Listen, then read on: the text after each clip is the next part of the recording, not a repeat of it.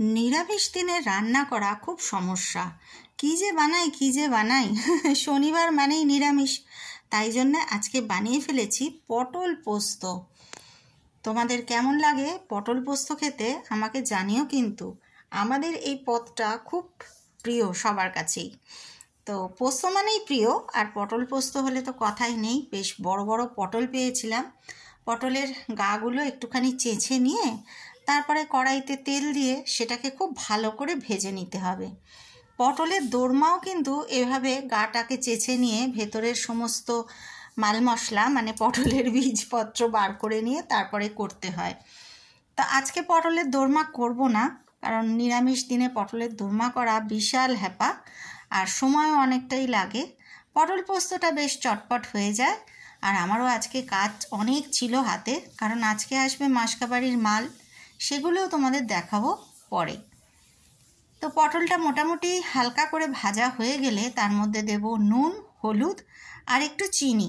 চিনিটা যে যেমন মিষ্টি খাও সেই বুঝেই দেবে।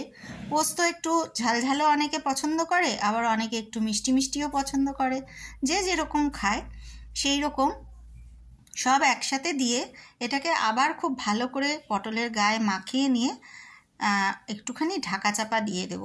এটা একটু দমে হবে, মানে পটলটা তো একদম ডাসো ডাসো আছে, সেটা একটু মজে আসবে, আর ভাজাটাও খুব ভালোভাবে হয়ে যাবে।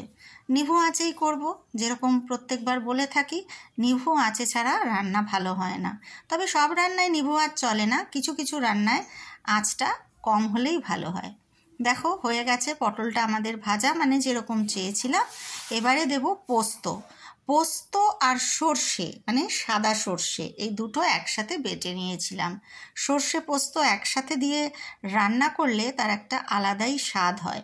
আমি সর্ষেটা, কালো সর্ষেটা বিশেষত ব্যবহার করি না রান্নায় খুব একটা, কারণ মেয়ে খেতে পারে না, মেয়ের গলায় ঝাঁঝ লাগে। আমারও ছোটোবেলায় ওরকম সর্ষে খেলে গলাটা জ্বলতো, কিন্তু এখন সব সহ্য হয়ে গেছে কিন্তু এখন মেয়ের জন্যে সাদা সর্ষেটাই ব্যবহার করি। অল্প একটু সাদা সর্ষে দিয়েছি, আর পোস্তর পরিমাণটা কিন্তু বেশি, কারণ এটা অ্যাকচুয়ালি হবে পটল পোস্ত। সর্ষের স্বাদ খুব একটা যেন না পাওয়া যায়। ঢাকা চাপা দিয়েছি, আর সামান্য জল দিয়েছিলাম, সেই জলেই মজে গেছে। আর এই ঢাকাটা খোলার পর মিনিট 5 পর ঢাকাটা যখন খুলেছি, পটলগুলো প্রায় সেদ্ধ হয়ে এসেছে। এর ওপর দেবো একটু কাঁচা লঙ্কা, আবার একটু ভালো করে নেড়ে চেড়ে মিলিয়ে মিশিয়ে তাকে দিতে হবে আরও 5 মিনিটের জন্য ঢাকা চাপা। তাহলে আমাদের পটল পোস্ত একদম রেডি হয়ে যাবে। এরকম ঝোলঝোল কিন্তু হয় না পটল পোস্ত। পটল পোস্ত হবে একদম ঝরঝরে। দেখো ঠিক যেরকম দেখতে পাচ্ছ, কড়াইতে একটুও জল নেই, ঠিক এরকমটাই হবে পটল পোস্ত, তবেই খেতে ভালো লাগবে। ভাতে মাখলে পরে পোস্তটা একদম ভাতের মধ্যে মিশে যাবে, আর যেই পটলটা ভাঙবে তার ভেতর থেকে বেরোবে রসটা, তবেই না খেতে ভালো হবে, আর দেখতেও ভালো হবে। রান্নাটা শুধু ভালো হলেই হবে না, কিন্তু এই দেখা এবং পরিবেশনের ওপরেও কিন্তু খাওয়ার ভক্তিটা লুকিয়ে থাকে।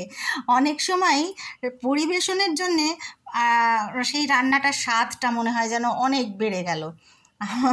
যাই হোক, আজকে পরিবেশন করলাম তোমাদের সামনে আমাদের নিরামিষ পটল পোস্ত। কেমন লাগলো জানিও। সবাই ভালো থেকো। নমস্কার।